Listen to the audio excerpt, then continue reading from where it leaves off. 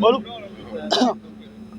આજે વાંદિયોલ ગ્રુપ ગ્રામ પંચાયતથી અમે ભિલોડા તાલુકા પંચાયત કચેરી ખાતે પદયાત્રા કરી આવેદનપત્ર આપવા જઈએ છીએ।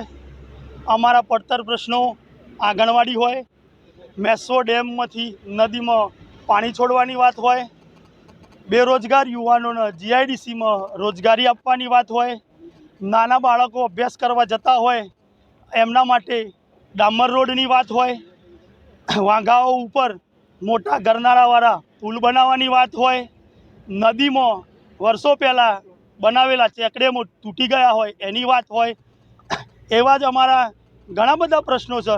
ખાસ અંગભૂત યોજના હેઠળ જે ગ્રાન્ટ ફળવાતી હોય છે એ ગ્રાન્ટની વાત હોય, યા તો ભૌતિક સુવિધાઓ માટે જે પણ કોઈ જરૂરિયાત હોય ગામના લોકોને, વિસ્તારના લોકોને, અને બીજું અમારા વાંદિયોલ પંચાયત વાંદિયોલ આગળ એક બસ સ્ટેન્ડની માગણી છે, એ સ્ટેન્ડની માગણી હોય, જેવી ઘણી બધી માગણીઓ અમે લેખિતમાં પણ અગાઉ વર્ષોથી આપતા આવીએ છીએ અને આપીએ છીએ। પણ અમારી આ રજૂઆતો ક્યાંક ને ક્યાંક ઉપલા લેવલે પહોંચે છે કે નથી પહોંચતી એ પણ અમને ધ્યાન ઉપર નથી રહેતું ને કોઈ કહેવા પણ નથી આવતું।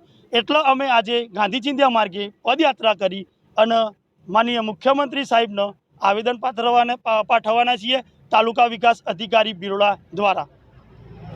મારું નામ પરમાર રમેશભાઈ છે અને હું વાંદિયોલ ગ્રુપ ગ્રામ પંચાયતની આવતા વિસ્તારનો સ્થાનિક નાગરિક છું।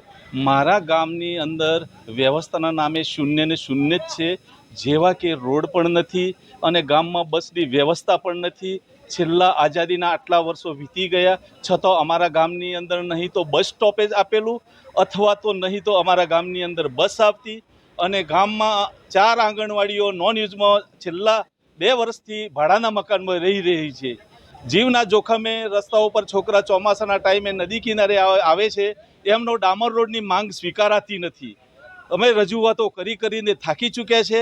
ગામજનો પણ તાલુકા વિકાસ અધિકારી, જિલ્લા વિકાસ અધિકારી, કલેક્ટર કચેરી સાહેબ સુધી પણ અમે લેખિત રજૂઆતો કરી ચૂક્યા છે।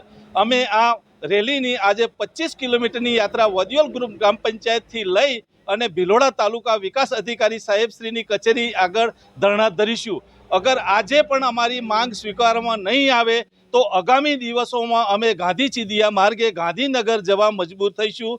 જે સરકાર અમારી નોંધ લે અને અમારા કામની અગર ધ્યાન આપે તો અમે આ પગલું ભરીશું નહીં, અથવા તો અમે ગાંધી ચિંધ્યા માર્ગે જવામાં ખચકાશું નહીં। જય હિન્દ, જય ભારત,